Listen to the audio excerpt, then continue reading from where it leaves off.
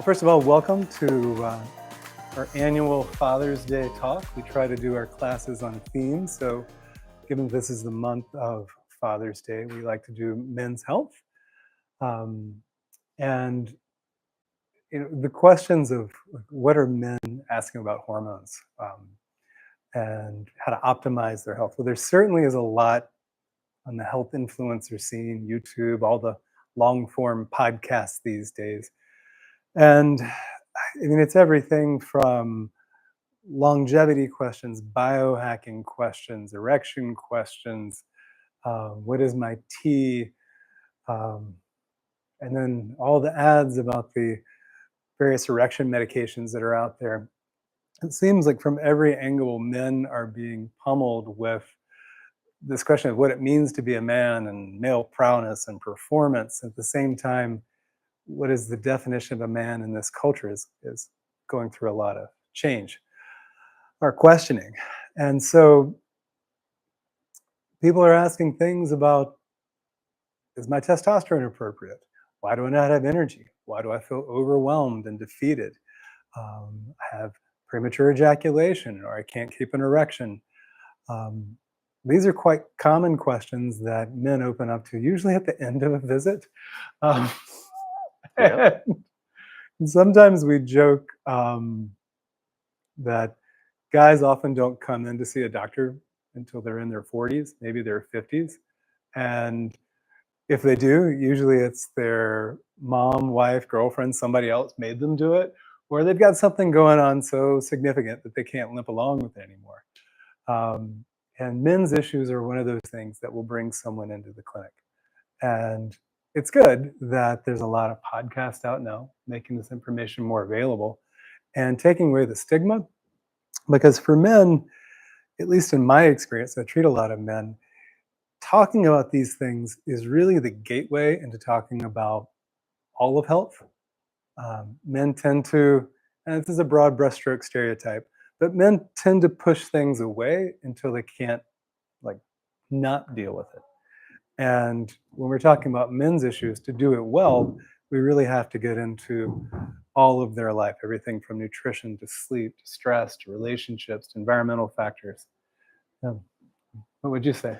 Yeah, I mean, probably one of the most common things we see at younger and younger ages coming in and wondering about their testosterone specifically. Yeah. Like, where is my testosterone? Is this why I'm tired or depressed, or I have erectile function? Is that dysfunction at 20, 30? So it's a thing. And it's there's a question of how much of this is environmental, how much of this is social. We know that testosterone levels are dropping significantly now, as are sperm levels dropping significantly. Thus, fertility rates are dropping significantly. And we're seeing this coming in because across the population, these levels are dropping. But also there are things that individuals are doing more frequently that are also affecting their testosterone levels. And hopefully we'll get into that tonight. Yeah. What do you feel like are the biggest misconceptions that you hear from patients? Yeah. Well, with those questions coming in about checking testosterone, is my testosterone normal? And if even it is low or low normal, is testosterone the magic pill or injection, not a pill? Is this a solution? Yeah. And I think that depends, right? Because there's a lot of risks that we'll talk about later, risks and benefits of testosterone therapy. I imagine we'll dive into. Yeah, and then it's not always as easy. Brian mentioned lifestyle factors that are part of all this, and they're often overlooked. Yeah. Fortunately, where we're at, we have the space and the time to talk and dig more into that. But I don't feel like that's the norm, right? When you're getting 10-minute, 15-minute office visits, you're not going to talk about the sleep or the stress, the addiction, right? The social media, all these different components that will impact male hormones.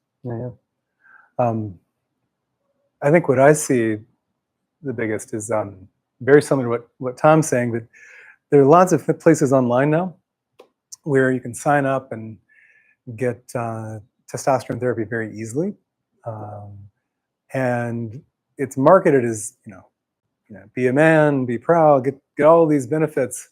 And it's available to people of really a lot of ages. The technical definition of low testosterone would be below 300. People can start to have. Oh yeah, sure. So it would be below 300. But we really open a box when we start talking about this, because below 300, people can start to get symptoms when they're total. That's speaking of total testosterone. People can get symptoms well before that. And so we're gonna have to get into just a touch of biochemistry for a sec. So there's total testosterone, and most of your testosterone cruises around the body bound to other proteins, primarily sex hormone binding globulin and something called albumin. And your total testosterone really doesn't say the total picture of what's going on. It's the free fraction, the free testosterone, that's actually free and available to do work. And so technically, below 300 for a total testosterone is what meets the guidelines to be low testosterone. People can be symptomatic well before that, and so you want to look at the free testosterone level. So a free testosterone, once you start getting down into the single digits, between about 5 and 9, some men will become symptomatic. Notice that I say some men. And part of the reason for this is everybody's built a little different. Humans are built on a bell curve. And we have these receptors in our bodies called androgen receptors, male hormone receptors. Some men have more sensitive receptors. Some men have less sensitive receptors. If you have more sensitive receptors, it takes less testosterone to get the job done. So they have a more of an impact downstream. If you have less sensitive androgen receptors, you're going to need a higher free testosterone to have the same felt effect. So everybody's built a little different. We know based on the bell curve roughly where people are going to land. And most guys usually feel better, big caveat there, once we get their testosterone into the double digits. Some guys, it's not until we get over 15 that they start to feel better. But nothing in this space is totally clear and cut and dry. Even testing free testosterone is not a great science. The test itself is imperfect. So if you're going to test free testosterone, you also need to make sure that you're testing for albumin, and then take the total testosterone, albumin, and sex hormone binding globulin and plug that into a free testosterone calculator. If the calculated level of those three values and the free testosterone match, then you probably have an accurate reading. And so what we're looking at is total testosterone, free testosterone, and then looking at the patient in front of us for what are their symptoms. Okay, so that's talking about things just purely from a diagnostic level. Now here's the thing that really just doesn't get talked about, which is lifestyle. If you're not doing lifestyle first, it actually could go bad. So testosterone doesn't exist in isolation. All of your steroid hormones, of which testosterone is one, they're all made from cholesterol. And most of them can be converted into one another. For instance, testosterone can be converted into estrogen. And if you have a lot of adipose tissue or fat tissue, and you give a man testosterone, or a woman for that matter, there's an enzyme in adipose or fat tissue called aromatase, which will convert your testosterone into estrogen. Okay? So if you give testosterone early and you don't address weight loss and fat and all these kinds of things, you can aromatize your testosterone and actually raise their estrogen level. Okay, just put that to the side for a second. So you have someone rolling in, let's say they're in their 30s, and their total testosterone's low. It's right at 300. Their free testosterone's like 9. You're like, wow, okay, this is unusual. What's going on? You look at their sex hormone binding globulin, it's good. Their albumin, it's normal. Like, it's a legitimate low testosterone, low free testosterone. Start talking to them about their life. They're stressed, work stress, relationship stress. They're not sleeping well. They're drinking 1 to 2 glasses of wine a night to get to sleep. Not uncommon. So let's go through that in reverse. When you're not sleeping well, it's the fastest way to drop your testosterone. It'll drop your testosterone to 20 to 40%.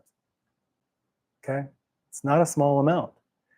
If you're drinking alcohol at night, as soon as you consume alcohol, your estrogen rises within minutes. If you drink alcohol at night not long before going to bed, you're not going to enter the deeper stages of sleep, during which your body rejuvenates and is going to register as quality sleep to help with testosterone production. If you're stressed, we're going to unpack that a little bit. This is a matter of perceived stress. We all need challenge in life.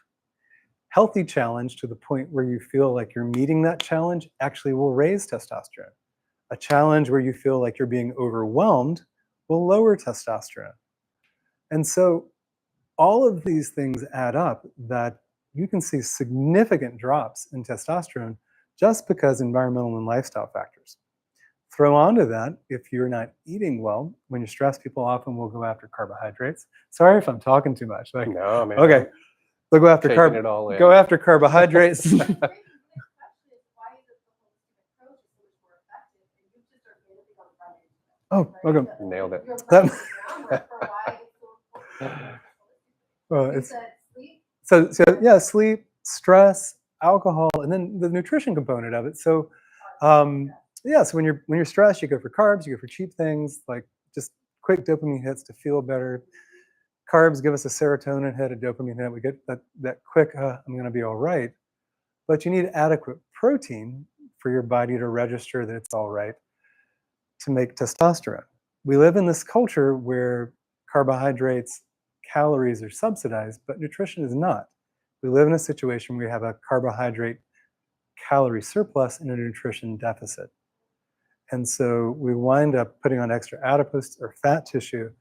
Our body is registering a nutrition deficit. So it's going into a kind of starvation hibernation mode. And that's going to lower testosterone as well. So you need adequate protein. You need other nutrition factors like selenium. What are the other things you need? Boron, I mean, all Zinc. minerals, vitamin D. Vitamin D. That's Yeah. right. You have vitamin D receptors in your testicles. Yeah. Yeah. Crazy. It's crazy. Yeah. It's If you have such low a- vitamin D, you're not going to make testosterone well. And so there are all of these things that you can look at, sleep and all that we were just talking about, well before you want to give somebody testosterone. Yeah, Okay, to circle back. sure. You said you need adequate protein. There are so many opinions about what Yeah. adequate protein looks like. Could one of you give a ballpark? And I realize it's individualized, but what should men be thinking about for adequate protein? I usually give a range. I want to hear what you say. Yeah, I mean, the thing that I hear most often Mhm. from the people that I trust is Mhm. somewhere between 90 and 120 Yeah. per day. So just to give a range of what you'll hear out there. So 1.2 grams per kilogram of ideal body weight is the bottom end. What I see coming in the mid-range is 1.6 grams per kilogram of ideal body weight. And then you hear the top end where people are like, it's like a gram per pound. That's a lot of protein. So I usually give people a range of like 1.2 to 1.6 grams of ideal body weight. But what's ideal body weight? I usually ask people as they're going through middle school and high school, what did they weigh at their senior year of high school, and how did that change as they went through their early 20s? And did they feel good about their body morphology when they're in high school? Because for some people, they weren't at their ideal body weight when they're in high school. So to kind of complete a thought, when we're talking about nutrition and we're talking about sleep and we're talking about stress, and then we talk about relationships, okay? In a scenario where you don't feel safe, your testosterone goes down. So we start asking, well, what does testosterone actually do? We have these ideas of weightlifters injecting testosterone, getting roid rage, and super jacked. There's a lot of studies. There's a guy, Sapolsky. Have you ever read Sapolsky's stuff? I have not. Yeah, he's kind of a wild guy. Pardon me? He's on Huberman interviews him. He's got crazy wild hair. Yeah, sure. And he did a lot of research about testosterone. And there was this question about, does testosterone make you aggressive? It doesn't. Testosterone makes you competitive, gives you the capacity to meet a challenge, it gives you energy, it gives you focus, it gives you goal-directed behavior. Okay. Too much competition may come across as aggressive and overbearing, but that's the nature of it is competition, goal directed. And they did some studies looking at, it was an auction. It was a benefit auction. They gave people testosterone at the auction. And they were competing to donate more. Okay. They did another one with monks, and it was who were meditating on compassion. And it was who could compete more to meditate more on compassion. And so it is applied to whatever frame that the person is in. Okay. And there's a healthy range at which it could become neurotic in either one of those domains that we mentioned. Well, I hear often that even at therapeutic levels, it's actually like a calming hormone, right? It helps balance that energy. Yeah. So think like Wait, if can you say that yeah. again? I'm so sorry, Brian. Yeah, no, it's good. He's bringing up a really good point. Yeah, when we talk about testosterone clinically, if we're testing that, if you were deficient in testosterone, contrary to popular belief, this is actually one of the hormones that helps support that calming It's true. nature, right? And when we talk about anxiety and things like Definitely, this that come definitely. up, So it's totally correct. And if you frame it from a different angle, if life feels overwhelming because you don't feel like you have the capacity to meet a challenge, that's very anxiety provoking. If you suddenly feel the energy, focus, and capacity to meet a challenge, you can feel confident. Yeah. That's huge. Yeah, it's very huge.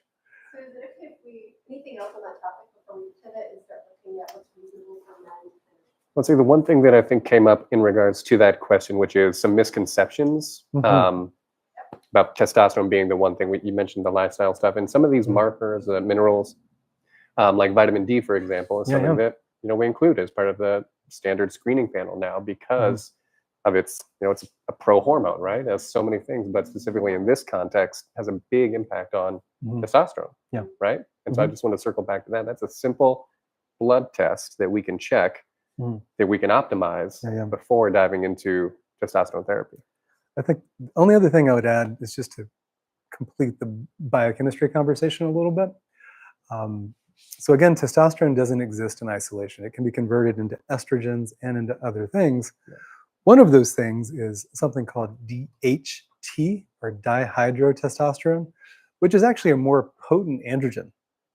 And whereas aromatase, that's in fat tissue, takes testosterone into estrogens, there's an enzyme called 5-alpha reductase that converts testosterone into DHT. And some people have more potent aromatase enzymes, and some people have more potent 5-alpha reductase enzymes.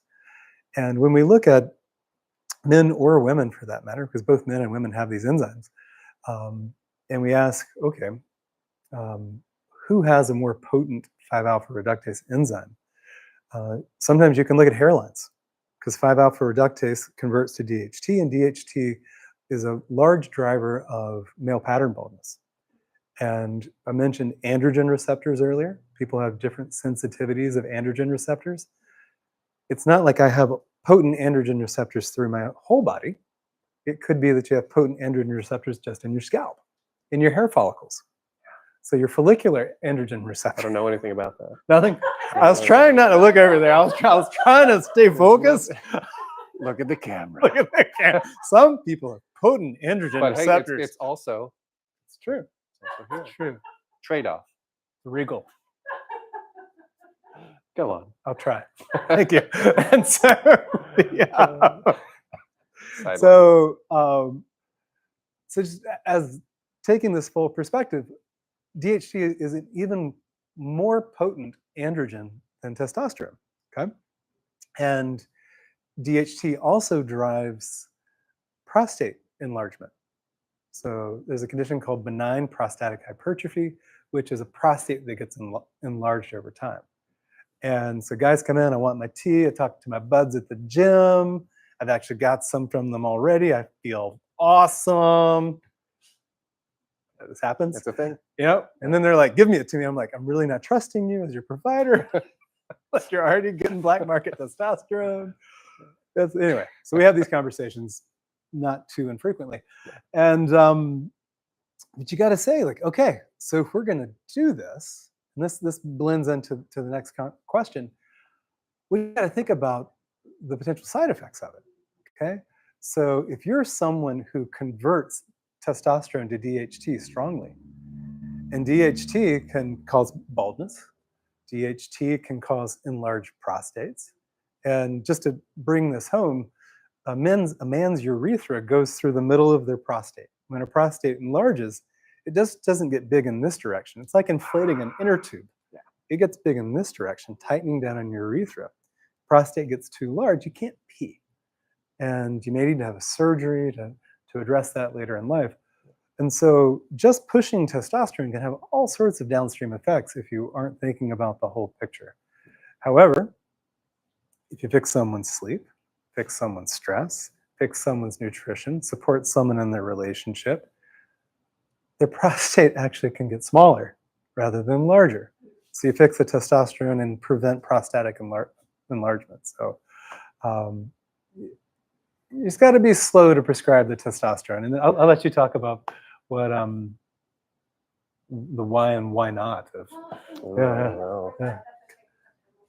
Yeah. I think that it's a good place to segue into, what are reasonable goals for men in age? And how can some of the symptoms be from that we need to do? You've already started to speak to that. With prostate, but what other goals are reasonable and what symptoms are red flags? Gotcha. Yeah. So what's reasonable to expect as we age? Because we know that starting, what is it, age 30 or earlier, that testosterone is going to start dipping. It doesn't have to, but it tends to trend down. Yeah. This whole thing of andropause. Yeah. And so what can we expect? Because so many men are walking out there not knowing what is normal. Even at a young age, is my energy where it should be? Is my mood and my motivation, my libido, is it normal to have some difficulty with erections at times? These are the symptoms that we'll hear clinically that will sort of make us think, not necessarily, oh, we need to jump to testosterone, but we need to check all these markers and talk about the lifestyle factors and the low-hanging fruit that can maybe address the underlying causes. But when we're talking about what to expect, you should be able to recover when you work out. It should not be painful, should not be prone to injury. You should expect to not feel terribly anxious about things. That goes to the balance of testosterone and that anxiety about, whatever if it's a competitive drive or whatnot. You should have some desire for intercourse, that libido.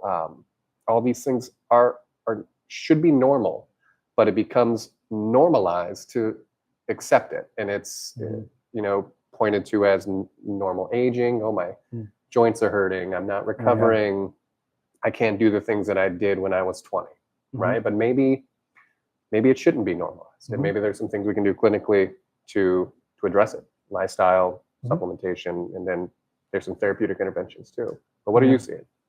I think that every once in a while we have somebody rolling in their 30s with these things, and gets my attention. That's not typical.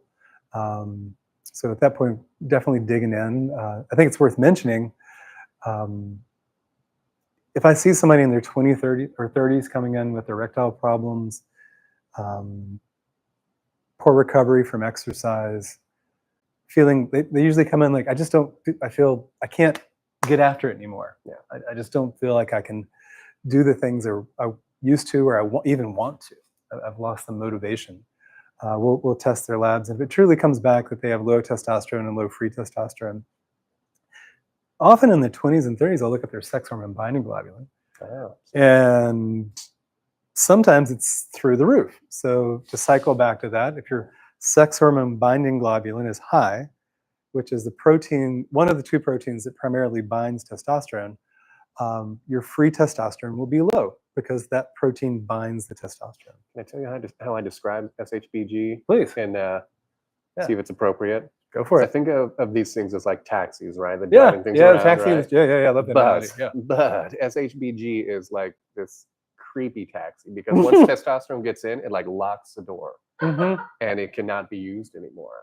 So that's how I describe it. And you want enough of these creepy taxis on the road for things to be interesting, but not enough to steal all your hormones, right? You need that balance. Does that sound? That's creepy taxi analogy is very good. Okay, cool. Yeah, totally good. Moving on. So So if your sex hormone binding globulin is high, you have too many creepy taxis, locking your testosterone up. It's not good. We want that testosterone out there doing some work. So it turns out that THC is one of the things that will jack sex hormone binding globulin through the roof. So when I see 20 and 30 somethings coming in with high sex hormone binding globulin, first thing it says, what are you smoking? What are you eating? What are the cannabinoids? What's going on? Not once has it not been correct. Wow. And then, it's a big sell. It's like, listen, you got to drop that for a month and we'll see what happens. Just give me a month, cold turkey, and we'll see what happens. And sex hormone binding globulin goes down, testosterone goes back up, energy level, lean muscle mass, all the things that come with testosterone then rebound. Is that month enough time for other things like receptors and sensitivity to re-regulate? Oh, I love that you. Or is that a little bit You more? were teasing my biochem background. No, I got to poke it a little bit. Oh, so I got to do it. I'm sorry. He poked me to do it. So one of the other things that's happening is we have these receptors. We talked about the various androgen receptors. Is it's not like you have a set amount. They upregulate or downregulate. And so if you have a lot of something, your body will try to downregulate the receptors and say, whoa, that's too much. If you don't have enough of something, it will upregulate the receptors, kind of looking for the sparse thing that's out there. This has to do with our hormones, our neurotransmitters, really everything. And so you have this moving dial of your receptors. And what Tom was saying is like, is that enough time for your receptors to adjust? In my clinical practice, what I see is receptor change happens over 1 to 2 months, usually. So, yeah. So you get a little bit of a It's enough for them to know. Yeah. Like, it's like, oh, okay, that worked. Damn it. Yep. So what is the lifestyle medicine, sleep, cutting back on cannabis or other substances, exercise, food, that's not working? Well, and there aren't underlying conditions. What are the other interventions that we have to look for? but I think it's also worth mentioning low protein will cause high sex hormone binding globulin, paradoxically. You wouldn't expect it. There's a period of time when the intermittent fasting was in, still kind of in, but it was like really in for a bit. And people were pushing they were doing like the 8-hour fasting, 8-hour feeding window and the 16-hour fast. And they were not getting enough protein. And you may notice you don't hear about it as much anymore. Well, one of the reasons why is some people just didn't feel good on it. So some people more than others, again, humans are built on a bell curve, did not respond well because their sex hormone binding globulin would go up and their testosterone would go down. And so that was the mechanism behind the data of fasting impacting testosterone. It was SHBG, the impact of fasting on SHBG. Or some people who were fasting also were not getting adequate protein. Gotcha. Yeah. And then, and then, so not enough building blocks. Yeah. Too many creepy taxis. And then also that for some people, pushing a fast up to 16 hours was also affecting their thyroid and affecting their thyroid conversion. So that'll also make you feel pretty punky. Yeah. So it's a dance, really, in terms of if you're going to fast, not too much. If you're doing protein, make sure you get enough. It's individual. And it's so dynamic. Yeah, it's like some people can do a 16-hour fast and they crush it. It's fine. But if you're doing it and you don't feel good, pay attention to that. Yeah. And that's probably a reason. And then make sure you're getting enough quality protein. And listen to your body. That's huge. Yeah. I think males are not good at that. No. And I'm saying males maybe, stereotypically are not so good at listening to their body. Not everybody, but That's a whole other topic. yeah, that's So what additional therapies are available from that? Assuming that everything that's been discussed thus far is not having an impact desire for energy, for libido. Yeah, I mean, there's a handful. We talked on testosterone, right? That's sort of the big push right now. You can get it in a lot of places, but something creeping up now is that Clomid, right? And I know is Clomid, Clomid. what's that? Clomiphene. Clomiphene. Yep. And so that's another one that sort of, it has the impacts on the brain. And so it's stimulating LH and FSH, these hormones that are going to go directly to the testes and say, hey, upregulate testosterone, which is great, you know, and it kind of bypasses certain systems.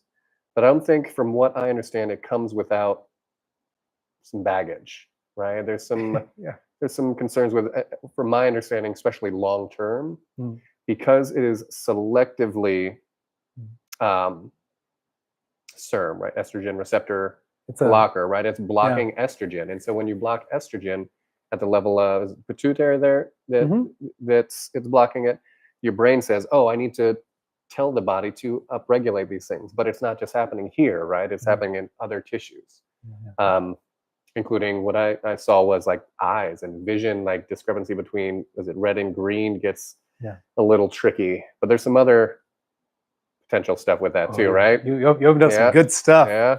Oh, Okay. I'm gonna nerd up. Tell Here me we more. go. Tell me more about that. So Tom's right. It's so Clomid or clomiphene comes out of the fertility medicine world, most commonly used with women who are having trouble conceiving. And it's a selective estrogen receptor modulator that has a lot of activity in the pituitary, in your brain. And it tricks the brain into thinking that you're low estrogen. And there's a natural feedback loop in the brain that when your estrogen is low, it's going to send out a signal to make more estrogen. Men have estrogen too. We actually need it. We get super grumpy if we don't have it. We get joint pains and things that women get when their estrogen dips too. And so it tricks your brain into thinking that your estrogen is low. And I think it's at the level of the hypothalamus. And then that speaks to the pituitary that kicks out two hormones called luteinizing hormone and follicle stimulating hormone. And that will then drive testosterone and estrogen production. But you're messing with something fairly high up, and it's causing all these downstream effects. And so it's not a targeted approach. It can have these kind of second and third order effects, like Tom mentioned, visual changes in the eyes. Like one of the things some women go through in perimenopause is their sense of color changes. It's because the cones, right? The cones in the eyes are estrogen sensitive. And as your estrogen level dips, your sense of color perception shifts. And the same thing can happen in men as you messing with their estrogen perception and stuff. So it also can affect clotting, because elevated estrogen can affect clotting. So clotting, blood clots, can affect blood clots. Yeah. And so why do we do Clomid? Why would we consider that in men? So let's say someone comes in, they're in their 30s. Let's say their total testosterone is 290, free testosterone is 8. Done all the lifestyle things where you have done maybe a testicular ultrasound, because you're like, okay, something's not working. We probably should make sure there's not something else going on, like a cancer or a vascular problem, because that would be an atypical situation. And we're like, okay, nothing else going on. We just have early decline in testosterone. Seems like a clear path to try to boost their testosterone. Well, if you give somebody testosterone at 30, you may be committing them to testosterone therapy for life. Because once you start to initiate testosterone at high enough doses, you're going to inhibit the body from making testosterone. This can lead to testicular atrophy, or shrinkage of the testicles, to the point where they may not be able to rebound and make their own testosterone significantly in the future. And so initiating testosterone therapy early, you don't want to go gonzo with it. Yeah. And infertility, right? I mean, this young man is exactly. not going to be able to have kids. So excellent point. Probably the most important point is you can affect their capacity to have a child later, right? And so sometimes Clomid is used in this case because you're working at the brain down, and you're basically stepping on the gas pedal from top down to get the testicles to make more themselves. And you're not going to inhibit them from making testosterone in the future. You're trying to goose them along to make as much as they can. But it's not without potential risks. And so we'll often see a pair of, and these are both off-label uses, just to be very clear about this. Clomid was developed for female fertility, but we see it used off-label for driving this pathway. So then we'll see another thing used off-label, which is anastrozole, which comes out of the breast cancer prevention world. And anastrozole is an aromatase blocker. Aromatase we mentioned is the thing that converts testosterone into estrogen. So what they're trying to do with this is block the production of extra estrogen that's going to happen when you take Clomid. And so that way you don't get a surge in estrogen, increase in clotting, and all the things that come with that.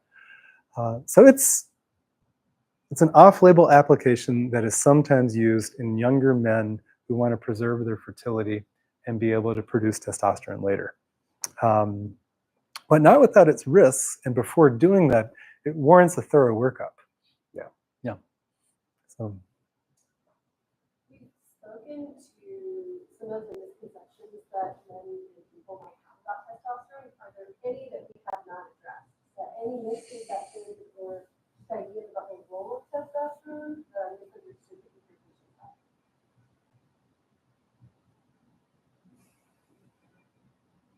The answer might be no. We addressed this earlier in the conversation. Can't think of any. You got anything? I'm going to come at this kind of sideways. I was talking to a patient about this today, actually. And so I think I really learned about the felt effect of testosterone by treating perimenopausal women. And Rihanna's laughing back there. And so often for a perimenopausal woman, they're thinking, oh, I'm low in estrogen, I'm having hot flashes, I'm having brain fog, maybe some mood things. Maybe they've been listening to the podcast, they know about the role of progesterone, its anxiety effects and sleep effects and skin effects. And that's what they're thinking, because that's what they think about for female hormones, estrogen, progesterone. Well, women actually have more testosterone than estrogen. Yeah. And so not many women know that. And as testosterone begins to dip, they start to feel a lack of confidence. They start to feel an incapacity to meet a challenge. And when we think about this word andropause, and it's debated whether andropause really exists. Okay, like are men fated to have a decrease in testosterone over time? Well, it could be argued that if a man was healthy, didn't have insulin resistance or type 2 diabetes, didn't have vascular problems, had healthy nutrition, healthy sleep, healthy exercise, that their testosterone would remain excellent. And I actually have seen plenty of men in their 60s and early 70s that have remarkably good testosterone. Same. Better than the 30-year-old next door. I know. And it's just kind of like, okay. Yeah. But these are usually people who were just consistent over the decades doing all the good things. And you can see the impact on their lives. And to just really highlight consistency with the good things, that is consistent sleep, low stress, nutrition, adequate protein, exercise. All the lifestyle stuff. Yeah. Because you think it's just like the vessels in your eyes or your kidneys or your brain or your heart, these are impacted by blood sugar spikes, insulin levels, inflammation, vessel damage. And that's going to affect the blood flow to your testicles, which is going to affect how much testosterone you're going to make. Same thing up in your brain. That's going to affect how much of the luteinizing hormone and FSH you're going to release. So these global effects in the body of the diseases of modern humanity, the chronic diseases of the metabolic syndrome and so on, have an impact on our testosterone. But we talk about this decade from 40 to 50. And this is how I was kind of coming at it sideways. Is there's a lot going on. It's some people call it the sandwich time of life. If you've got kids, your kids are getting older. If you got parents, your parents are getting older. These are the peak productivity years of our life, 40 to 60. So there you are, 40 to 50, taking care of your kids, taking care of your parents, trying to be productive and save for the future. how do you know what's causing what? Of course you're tired. Yeah. Of course you're stressed. Of course you're overwhelmed, or so we think. And so when we look at women who are going through perimenopause, women are significantly more symptomatic in industrialized countries than they are in non-industrialized countries. Their stress levels and the burden on them is significantly higher, and that impacts their hormone levels, because in women, the ovaries are handing the baton over to the adrenals to make the hormones. And if you're stressed, your adrenals are like, no, thank you. Yeah, we're good. I'm not doing that. That's all right. That's fine. So they see bigger fluctuations. In men, if you're stressed, you're not going to make enough testosterone. Life is more overwhelming. Guess what? Then you're going to be more stressed, not going to sleep as well. It starts this feed-forward cycle, right? And so we usually start seeing people show up with symptoms in that decade, and not talking about that decade and these are your productivity years. How's it going with your parents? What's up with those teens? Like, and really talking about the stress and the total picture of life. You can give somebody testosterone, they're probably going to feel a little better, but it's not going to go as well as it could. And it could go sideways. You may wind up pushing that testosterone dose higher and higher to get them feeling better, because that's what they relate the testosterone dose with, feeling better. But you're not addressing all the other things that make them feel bad. And next thing you know, you're giving them a big prostate or something worse. So I think that, cycling back to one of the earlier questions, one of the biggest misconceptions is, yes, testosterone may make you feel better, but at what cost without addressing the big picture? And you don't necessarily need to give testosterone to raise your testosterone. No, and I think those big picture things that you're referring to will help the even low doses of testosterone work better. Exactly. Right? So improve that sensitivity to the hormone itself. Totally. And maybe not wind up with a large prostate. And I'm sorry, you have another question. I'll go ahead. A reflection before the next question, that it's fascinating to hear how the potential positive and negative effects change throughout life. So, a lot of person in their 20s or 30s taking testosterone or not, and doing lifestyle interventions or not, that's going to present differently, right? There's negative side effects that can reduce fertility and lead to infertility, whereas when you're in the 50s or 60s, it might be more on the side of a large prostate. Am I hearing that right? Yeah. So it's just so nuanced and so individual. I would love to highlight briefly when you say you've got situations with men who are in their 40s in that sandwich generation, and you've got parents, you've got kids, they're stressed, of course they're tired. What do you recommend to those patients that they do? Exercise, yes, but if you can't change the stressful situation, how do you see men taking that and changing their experience of it so that Sure. something they can do? So I'll toss some practical hacks out, and I want to make sure we have time to talk about the different kinds of testosterone, and then some supplements that have some evidence behind them. Yeah, we can do that. And I want to hear your practical. Since because of our time, we want to get to this, let's go ahead and segue. What? One quick, maybe falling under the misconception thing, is that I wanted to point out, because I don't think we mentioned it yet. Okay. Was if I am coming in or I'm seeing somebody that's having erectile dysfunction, something we have to consider is cardiovascular disease. Definitely. Yeah. So that's what I wanted to throw out there. If you are having some issues there, the vessels in the venous tissue are smaller than the heart, and so they're going to be impacted sooner. It's kind of known as that canary in the coal mine, right? Exactly. Yeah. And so I wanted to throw that out there before we forget about that. Definitely. I'm glad you brought that up. It's the early warning sign for guys. Yeah. And from our erection talk from last Father's Day, if you want to go back and watch that, shameless plug. It's 40% of guys at 40 have erectile dysfunction, 50% at 50, 60% at 60. Wow. And blood sugars, atherosclerotic cardiovascular disease, ASCVD, blockages in the vessels, shows up in the small vessels first. And not many guys are going to the eye doctor and having their, the vessels in their eyes looked at, but all guys notice what's going on downstairs. Yeah.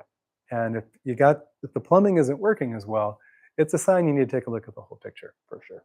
Yeah.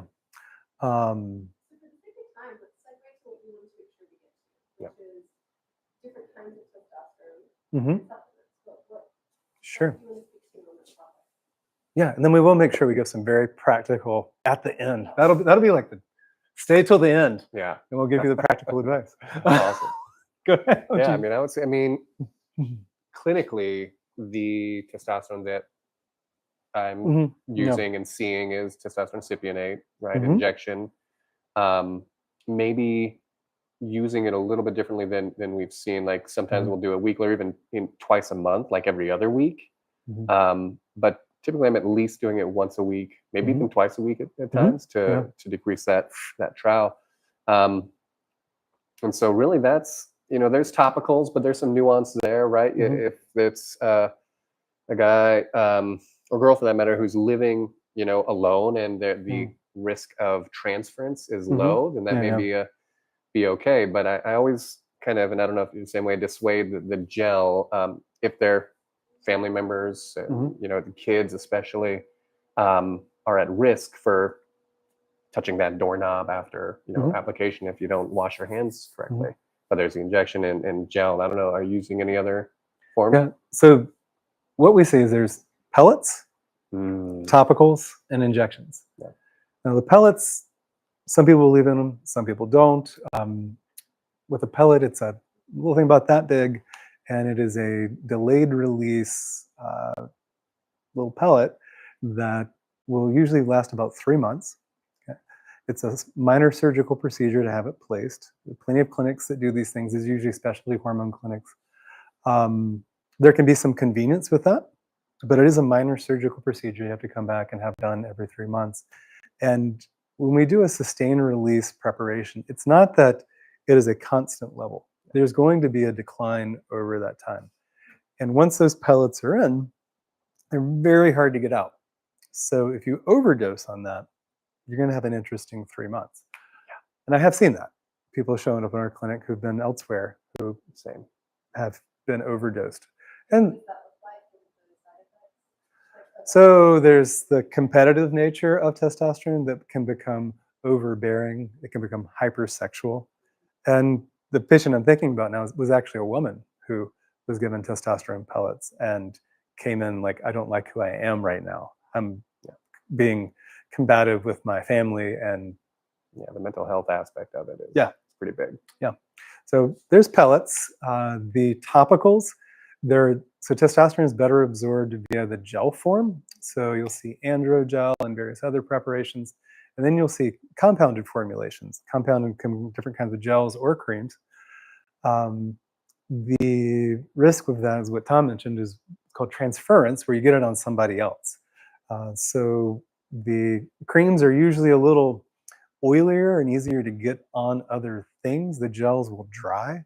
But if you aren't very careful when putting this on, you don't basically have one hand that operates the sink and one hand that's putting on your body and one hand that's pushing the soap. If you aren't diligent about it, you're going to get it on the handle of your sink or your doorknob, and that could get on other people.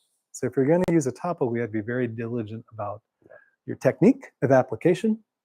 And there's a 2 to 4 hour window after application where if someone were to rub on that place, you could get it on someone else. But if you're careful with it and you're averse to injections, that is a possibility because some people just can't do needles. And then for the testosterone cypionate, it's a long-acting form. And historically, when I first started practice 20 years ago, people were giving it like once a month. But that would lead to these big swings. And then we saw twice a month and then once a week. And now we're seeing people do like 100 milligrams a week or 50 milligrams twice a week. Yeah. And that leads, it's more injections, but it leads to more of a smoother curve. So you're not getting these ups and downs. And It's a style thing. I mean, once a week, twice a week seems to be a pretty common way folks are doing it now. Yeah. Yeah. So, Okay. And then what about supplements? sure. What supplements do you recommend? I mean, I typically go for the low hanging fruit of checking your vitamin D, optimizing for vitamin D. I mean, there's other stuff out there that has some data. That what is it, Tongkat Ali? Tongkat That Ali, has yeah. some data. I don't throw too much in the way of that. Do you have any other pearls? Yeah. So it's kind of funny. So almost every guy, if I put them on testosterone, I'm trying to keep their prostate small. I'm like, we're doing this, and you don't want that. Yeah. So Yeah. how do we do that? So there are some naturally occurring 5-alpha reductase inhibitors. Saw palmetto is one of those. Yeah. Okay. And there are products out there, I won't mention brand names, but there are products that will have saw palmetto, zinc, selenium, and vitamin D all rolled into one. And they'll also have nettles root. Strangely enough, not nettles leaf, but nettles root will increase the free fraction of testosterone. And then they may have a touch of boron, and boron decreases sex hormone binding globulin. So to run down that list again, they'll have saw palmetto, zinc, selenium, vitamin D, nettles root, and Got all the goods. all the goods. Somebody thought that one through. Are they at the therapeutic doses that you need those things to be at? I can say I've put people on this and I've rechecked and it seems to work. All right. So there we go. So those things are out there. Probably could throw that into your favorite AI and find it.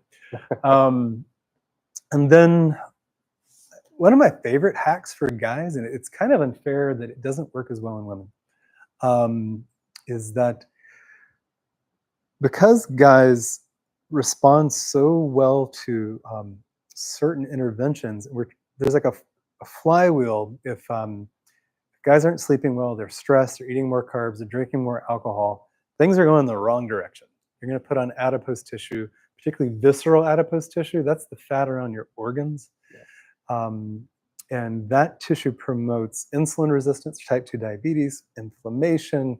Really, it's a driver behind all the diseases of modern society. So we want to get rid of that stuff.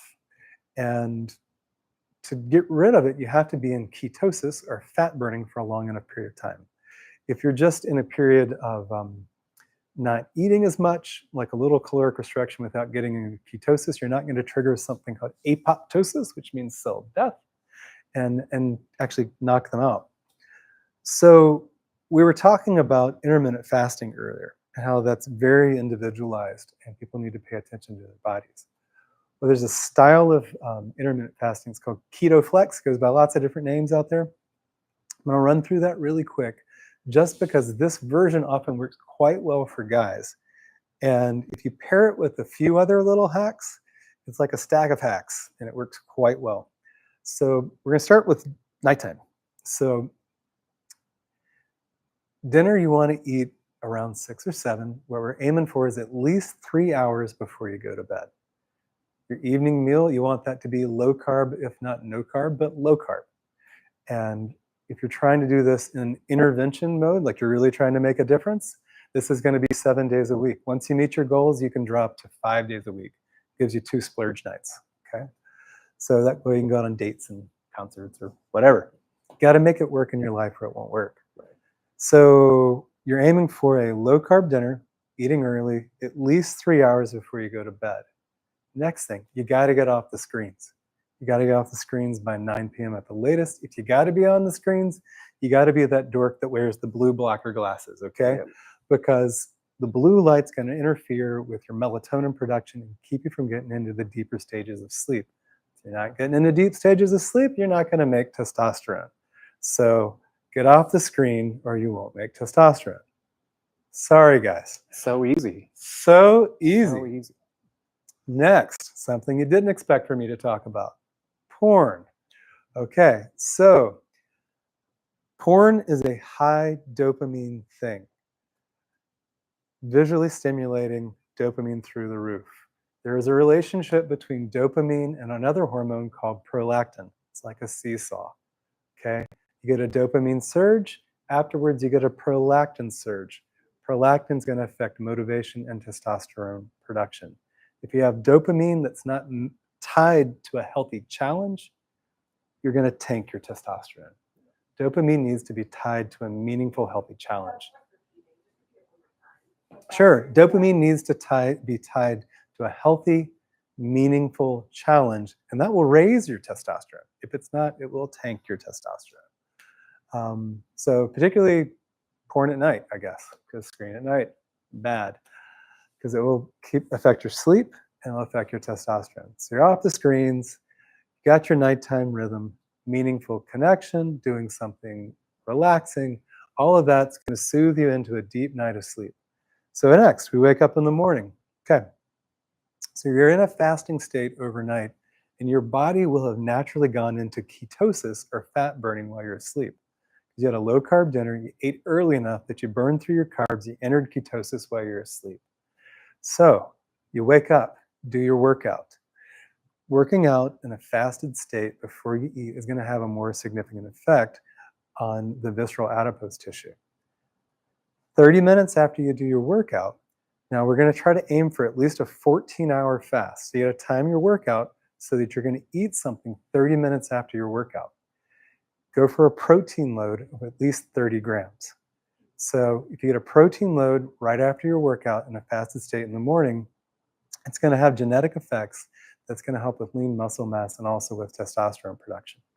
If in your workout you can include what are called compound exercises, which are exercises that use more than one large muscle group, so those are going to be squats, pull-ups, things like that, those also increase testosterone production.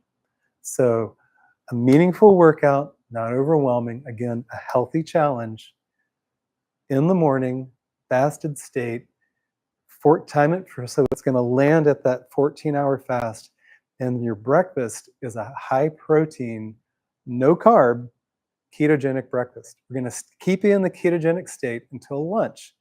And at lunch, you switch over and you have your healthy carbohydrates at lunch. So this is a mashup of intermittent fasting meets carb cycling meets keto meets paleo, but really working on the timing and the workouts to optimize for testosterone production.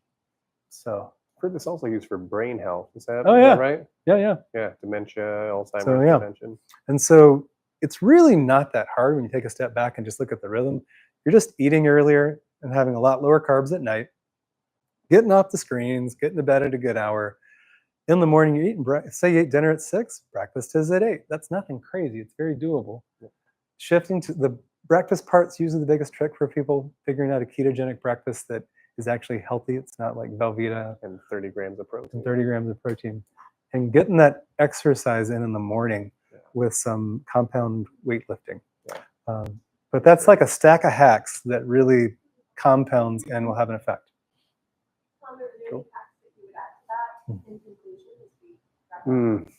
Hacks? No, I don't think I have any special hacks. That was pretty comprehensive. Yeah. Keep in mind, I'm 50. Do that. Experience with the hacks. I'm motivated.